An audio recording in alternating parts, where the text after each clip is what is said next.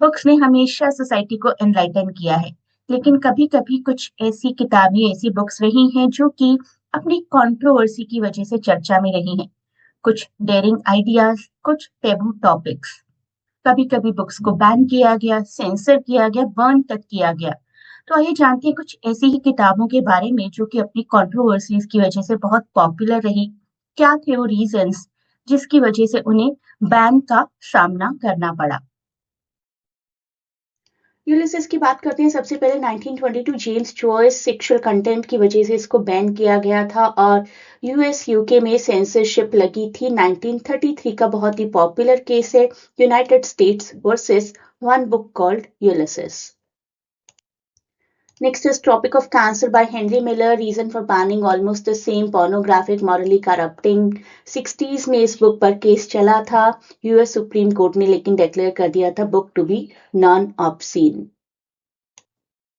1984 को बैन करने के रीजंस थे political, totalitarian government, anti government stance होने की वजह से ये गवर्नमेंट को पसंद नहीं आई थी and it was ban just like other books Brave New World and Fahrenheit 451।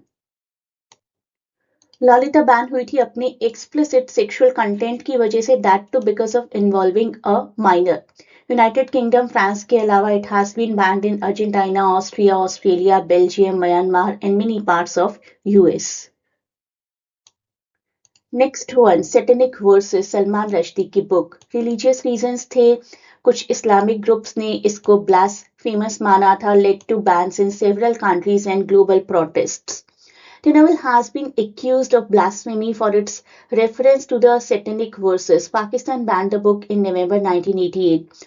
On 12th February 1989, 10,000 protesters gathered against Rushdie and the book in Islamabad, and 6 protesters were killed during this, and American express office उसको भी attack किया गया था।